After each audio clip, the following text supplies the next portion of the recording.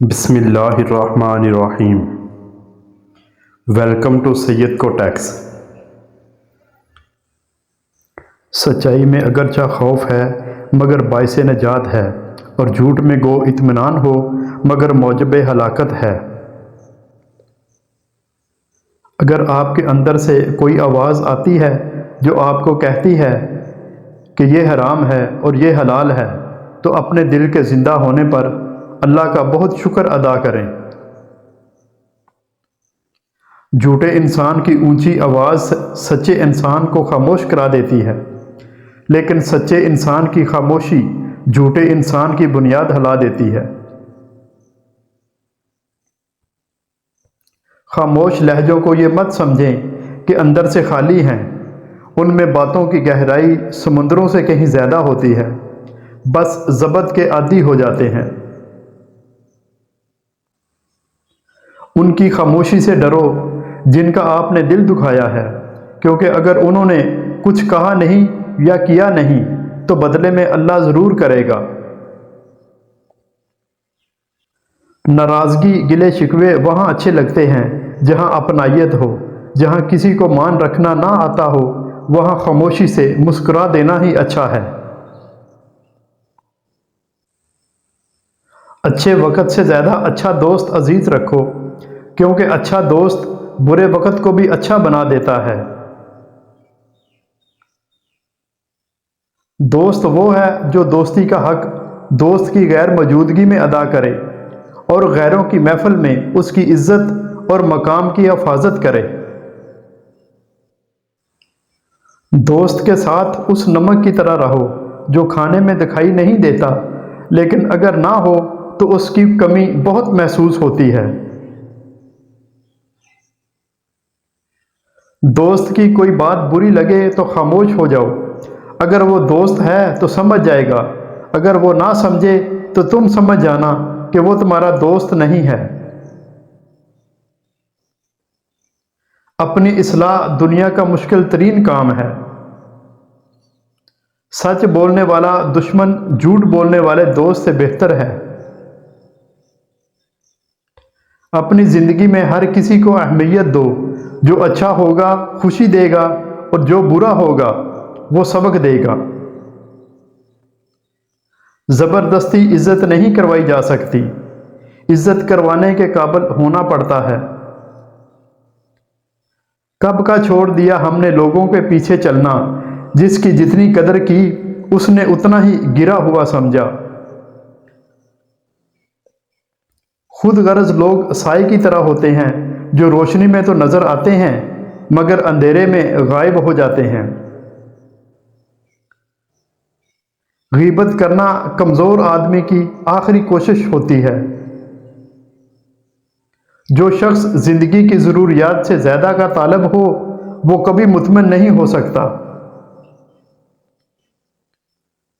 ایسی خوشی سے بچو جو دوسروں کو دکھ دینے سے حاصل ہوتی ہو۔ ہاتھ پر ہاتھ رکھ کر بیٹھ جانا اور اچھے نتائج کی امید رکھنا جہالت ہے۔ صرف ایک ہی شخص آپ کی زندگی کو بدل سکتا ہے اور وہ آپ خود ہیں۔ زندگی کسی کے لیے بھی اتنی آسان نہیں ہوتی، ہر شخص کسی نہ کسی مقام پر حالات سے لڑ رہا ہوتا ہے۔ بار بار آنسو صاف کرنے کے بجائے اپنی زندگی سے اس کو ہی صاف کر دیں جو آپ کے آنسوؤں کی وجہ بنتا ہے۔ جب غلطی ثابت ہو جاتی ہے تو عقل مند اپنے آپ کو درست کر لیتا ہے اور جاہل ضد پر اڑ جاتا ہے۔ آپ کے اخلاق کی قدر بھی لوگ اس وقت کریں گے جب آپ کے پاس دولت اور طاقت ہو۔ غریب کتنا ہی خوش اخلاق ہو، لوگ اس کے اخلاق کو اس کی مجبوری سمجھتے ہیں۔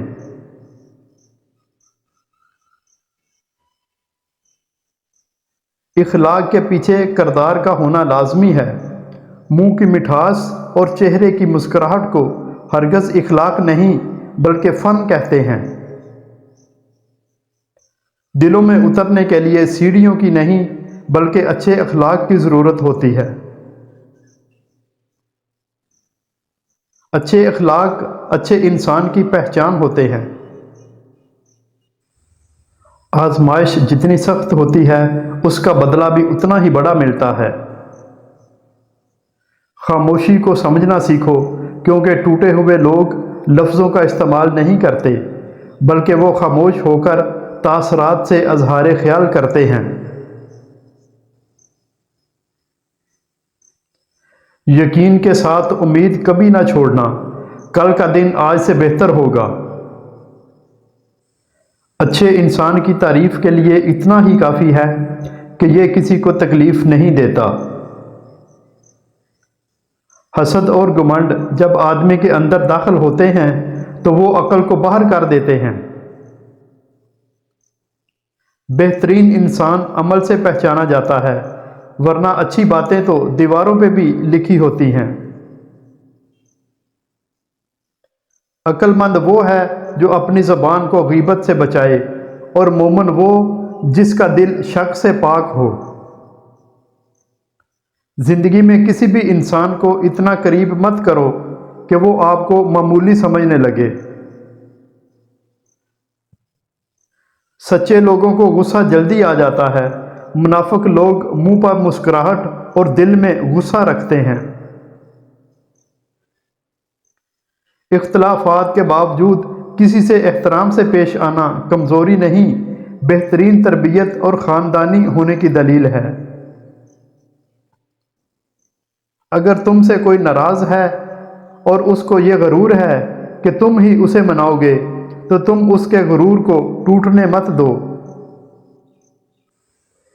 لوگ اکثر نرم لہجوں سے کتنی سخت بات کر جاتے ہیں کہ ان کے لفظوں کی تپش بھولنے میں ایک عمر لگ جاتی ہے۔